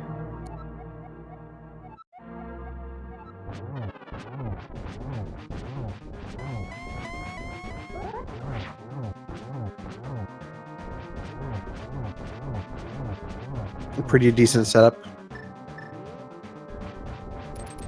Yeah, he got one cycle phase 1. I believe he's 2 hits off.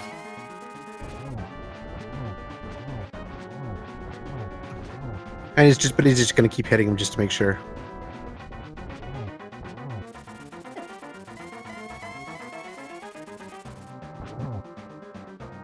Three and a half hearts for third and fourth phase. Shouldn't be too big an issue.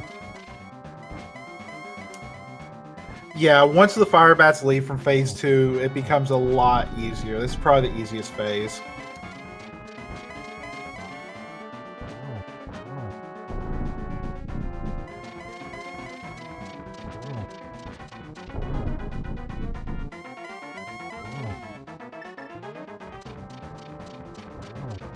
And yes, Aaron did find the arrows in your tower.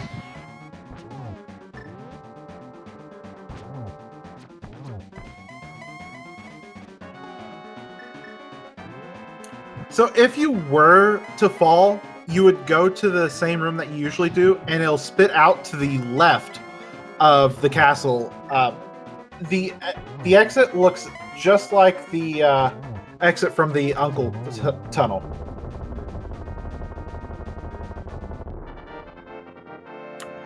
Aaron takes down the pig.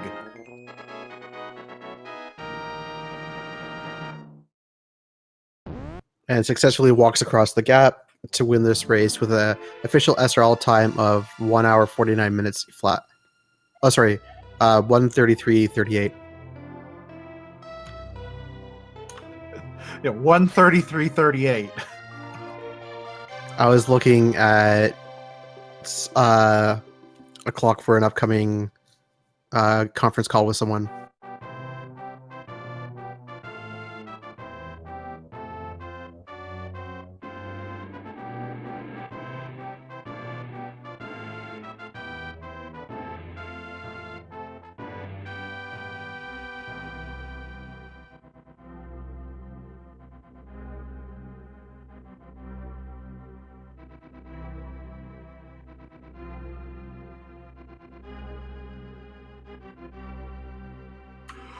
All right, so we'll see if we can get Aaron in here for an interview momentarily. In the meantime, DT unfortunately going to the left side, so he's still going to be a couple minutes before he finds that key.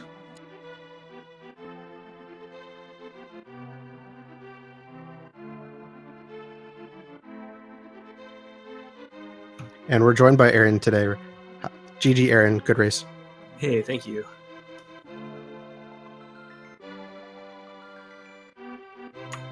So, what do you think of that seed? This seed was pretty fun. I always like when you get to show off these new modes with a seed that really shows off why they're different and interesting. And I think a lot of the routing in this one really showed that off, and I was happy about it and having fun. Yeah, it looked like from the first 8 minutes or so, you had a lot of mobility options. Yeah. Access to the light world opened up super fast, which was pretty neat. And it didn't take too much longer to find the mirror either, so we were able to bounce back and forth when checking some of the overworld stuff, which is always one of my favorite situations in any mode, is when you get to just clear stuff in both worlds at the same time. Yeah, it makes things a lot more convenient. Unfortunately, starting out, we got to see one of the disadvantages of Inverted. How about that blind fight? Yeah, I had no expectation that I was actually going to win that fight. I just, like, if it didn't have such an advantage to start the fight, right, because that puts blind in the boss room for you to fight him later, I wouldn't have even tried. I would have just moved on. Yeah, you both took that early death to blind. Yep, it's just a matter of putting him in the boss room so that when they came back later, whenever that would be, I wouldn't have to go to the basement.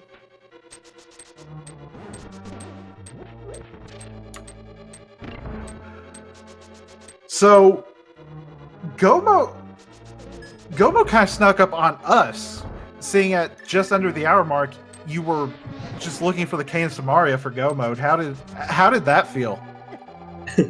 I mean, it was interesting. It was like, I think it was as I walked into Swamp Palace when it sort of like dawned on me. It's like, wait, I'm only looking for one more thing, because Ice is a pendant and Mire is a pendant and Desert's a pendant. So I don't need the book. I don't need either of the medallions. It's like, if I find the cane in here, then I'm good to go. And yeah, it was like shockingly early that happened. But I think that's something that's kind of common, or at least more common in inverted mode, I feel. Yeah, Inverted does bring a lot more interesting situations up. So, that silver arrow placement, though. Yeah. I actually laughed out loud for a little while after I found it. It's always interesting. It's like at that point, right, you get the chest before Moldorm 2, and I'm thinking, alright, I'm gonna mentally gear myself up for doing the silverless strats now. I'm ready, I've accepted this. And then, oh, surprise! Turns out the end's gonna be really easy. Well, silverless with tempered is at least okay. Oh yeah, for sure. It's not extremely hard, but it's something you have to pay more attention to, because if you screw up, the consequences can be pretty bad, and you have a lot more opportunities to screw up if you're just not paying attention. Yeah. Oh, DT is kind of clutching this out right now. He cleared the I saw that. He cleared the second mimic room with no arrows, and he's on 1 heart. But he's gonna take the safety room while he's here. Makes sense. Mm-hmm. Yeah, I can't blame him. But with him going left side first instead of right side, he ended up once getting the big key, ignoring the half magic in the chest right below that. So he's gonna have to do this climb with just regular magic. Also, those Titansmiths were on the torch. Oh, were they? You know, I wasn't even thinking about the fact that I didn't have Titansmiths. I'm still like so not used to the fact that that's a possibility. Like, that wasn't even on my mind as something I didn't have, because, you know, it doesn't really lock a whole lot in inverted mode. Yeah, I saw you had a moment of indecision around the time you were checking Tower of Hera. I believe you were going back and forth between Hera and Turtle Rock. Yeah, it was just, I knew I had to do that loop a couple times to check everything in Turtle Rock, so I wanted to... Like, this was always the plan. It wasn't me changing my mind. I just wanted to go to Turtle Rock before I jumped down for the last time. So I just didn't have to make another lap. Yeah, navigating Turtle Rock without the Titan's Mitts in this mode is... You gotta think about what you're doing. I think it's actually one of my favorite things about this mode is how different you get to approach Turtle Rock. And of course, we pay for it by making Desert Palace a lot harder to get into, but it's not a big deal. It turns Turtle Rock into my most hated dungeon into one I actually kind of like. It almost feels like 3 dungeons. Yeah, it's in the same kind of way that Desert Palace feels like 2. It's got a similar kind of feel to it. Feels a lot like doing Turtle Rock in Entrance Shuffle as well. Because in that mode, right, you can just find any of the entrances to Turtle Rock anywhere in the world. So you end up like finding Laser Bridge first and having to do your laser skips right away, and things like that. Yeah, we don't get Entrance Shuffle in this tournament, but I guess that's your compromise. Man, I wish I was allowed to pick Entrance Shuffle for this tournament because I would. Even though I'm not very good at it, it's my favorite. I think a lot of people would.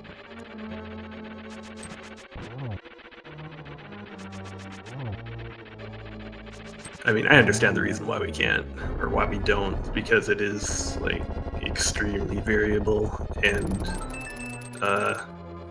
lends to really, really long matches, which is less than ideal for a tournament where we want to restream a bunch of the matches on speed gaming, I guess. But it's also possible that you can just get like really, really lucky or really, really unlucky in a way that's less common in the modes we do get to play.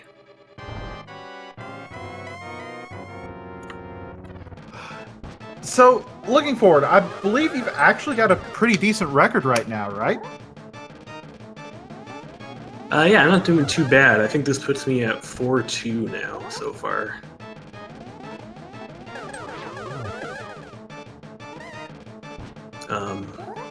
Yeah, I'm like definitely in a group with some good players though. In particular DT, so I'm actually pretty relieved to get a win against him. Yeah, I believe this puts you 1-1 against DT. Yep, we both won in our respective mode choices.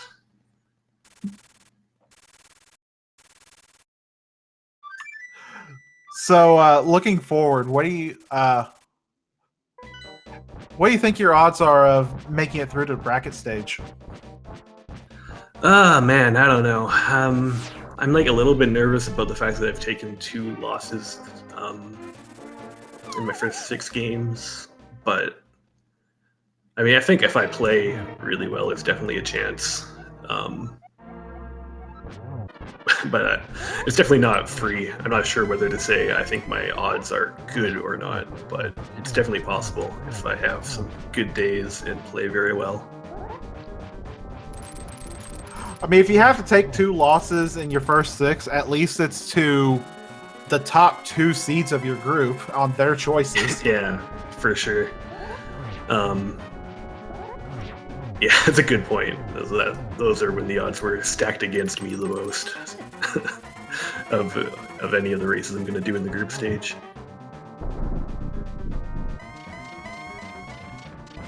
So without spoiling, if you don't want to, do you have any idea of what you'd like to veto for your game 3? Have you thought about that yet? Yeah, I've thought about it. Probably going to veto Swordless. It's not because I can't do it or because I'm not good at it, it's just because I don't find it fun. Makes sense. Yeah, I practiced in preparation for this tournament. I did the gauntlet of running several hard swordless seeds a week and got myself used to playing this game with few resources. So I feel good about doing that mode. I just don't want to do it because it's not fun. Yeah, just because you can do it doesn't mean it's enjoyable. Yeah, for sure. Oh, that's unfortunate for DT. He's got 3 arrows into Ganon and ran out of arrows. Yeah, he had 5 going into this fight. He missed 1, and then 1 bonked off of him, and unfortunately, he just fell. Oh no. Silverless it is.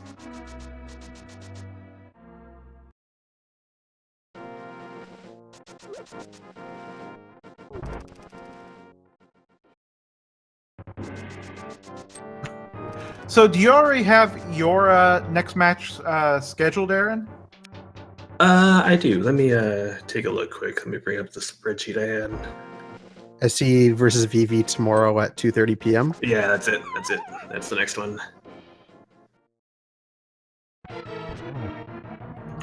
And that all looks like dungeons in- inverted. Yeah, Mm-hmm. That should be pretty fun. I like inverted mode and I like all dungeons. I haven't played a whole lot of the two together, but I think that I guess the annoying part of all dungeons inverted is going to be if the book is hiding really well, because you need it to get to Desert Palace. Yeah, it means you essentially have another ice rod. Yeah, it's true. I sort of like to talk about in Key Sanity how there are a whole lot more shovels in that game, in that mode. So it's kind of another one of those. thankfully, Ice Rod was pretty easy in this one. Just sitting Yeah, there. in plain sight, like right next to the dungeon where you need it. I know it's not a key, but key under the mat much?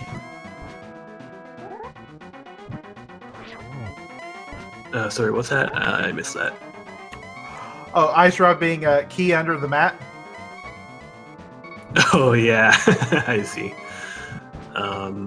It's not really all that well hidden. It's not even like it was under the mat. It's like you put it on top of like a flower pot on your porch or something.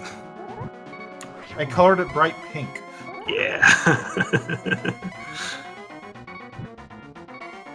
DT just took a Ganon hug. It's now at a half heart.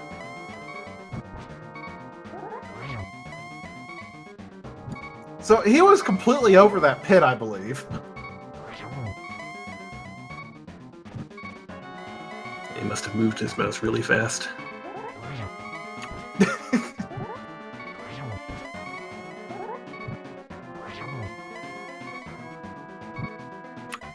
Yeah, even this, like, this was a really entertaining race to watch. And I believe chat had a lot of fun with the sprites too. I bet they did. Yeah, I know DT is a big fan of the Kurther sprite, and I've been playing as the tile pretty much since it's been added to the randomizer. And DT crosses with an official time of 1:49. Yeah, 149 flat.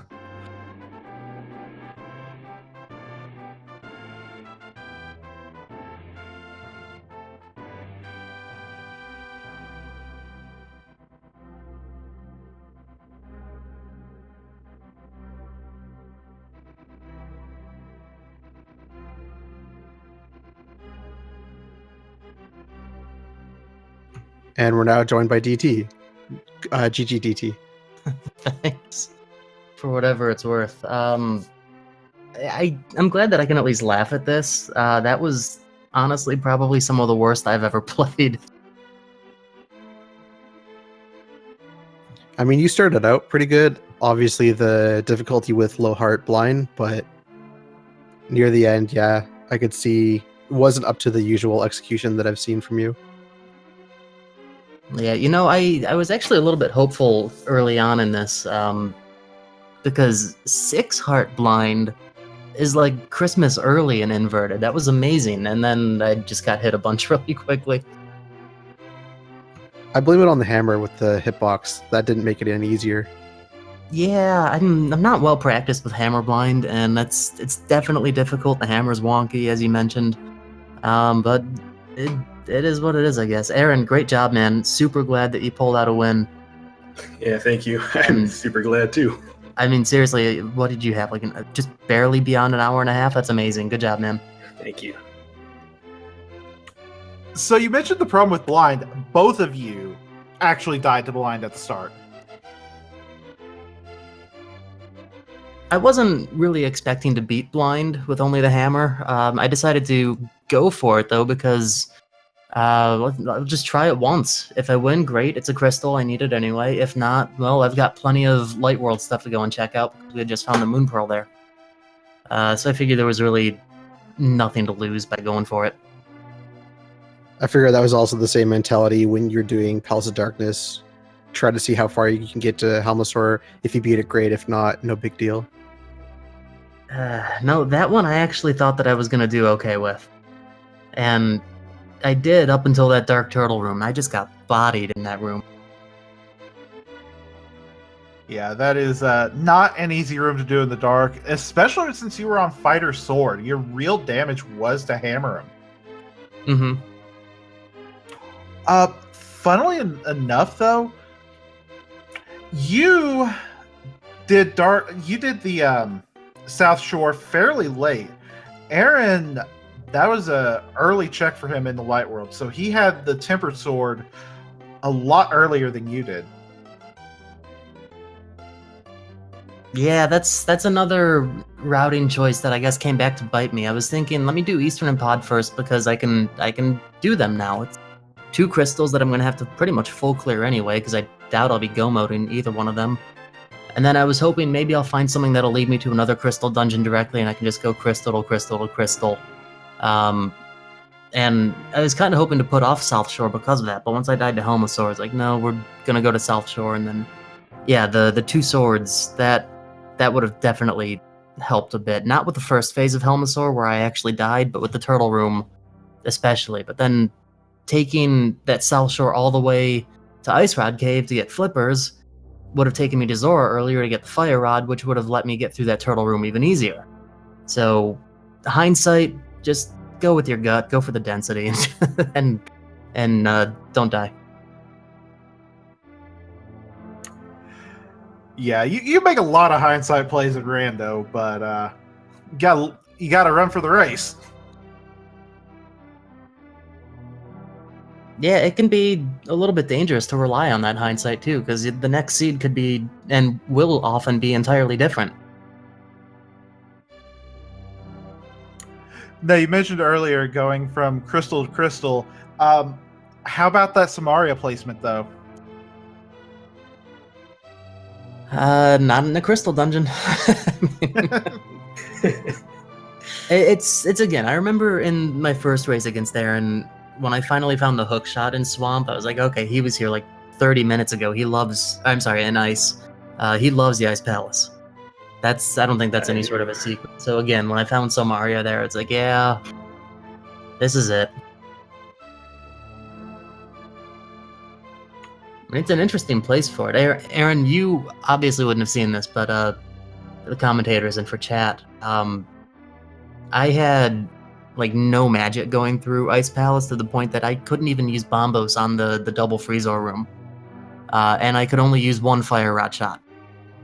So kind of had to skip that chest and sort of risk that, but then dropping right down and opening the big chest. It worked out. Yeah, I noticed that immediately. That I'm like, you're trying to use Bombos, but it wasn't working. I'm like, okay, he doesn't have enough magic for Bombos.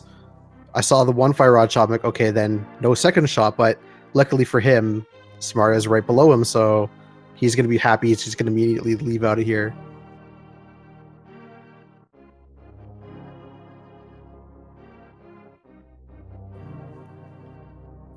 But speaking of dark rooms, you actually had a really good Eastern Palace dark room, though. I think you got through it with no damage taken from the Igor room. It's possible. I don't quite remember. Either you got through it with no damage taken, or you got a heart through leaving there, because when you came up the stairs, you were at full 12 hearts. So You seem to do Mhm. well on that one. Okay. Well, thanks. The popos in that room are pure RNG. They can go literally wherever. So, general strategy on that is just go to the right a little bit, shoot a couple arrows up, take out the 2 that are in front of the right Igor, and you just kind of hope that the other popos don't come near you. And most of the time, they don't. So you plant an arrow in that Igor, you can at least see where he is and move accordingly.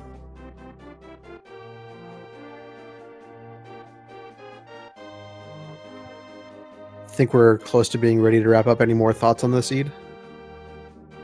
Nothing specifically. I said the same thing during my last interview too. I gotta figure out what's going on with my execution. I haven't had a lot of time to practice, which obviously plays a role, but something just doesn't feel right, and I don't know what's going on with my execution as a whole. Thank you guys for commentating, and thanks. Flaffy was tracking. Thanks to Flaffy. AaronDobbe, great job, man. Again, congratulations on the win, my friend. Hey, thank you. And thanks for the race.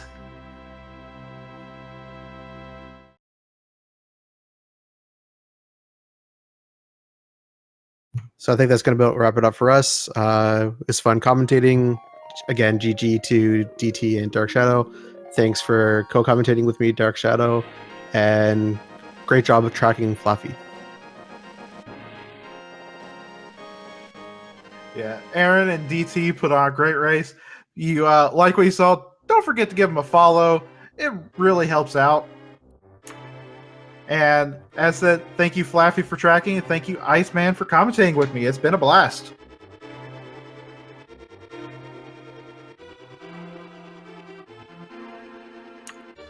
So I believe that this was the last race for the night. The last one to start, or we have one more in progress right now over on Speed Gaming 4. We have Chex Human versus Tadaru. That started an hour ago. And if you want to see some more Randomizer, we have tomorrow. Well, for me anyway.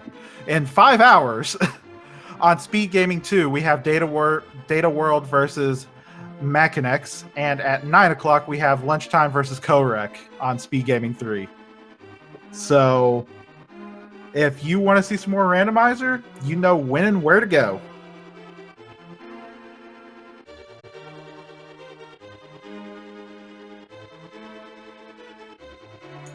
But until next time, good night, everybody. Good night.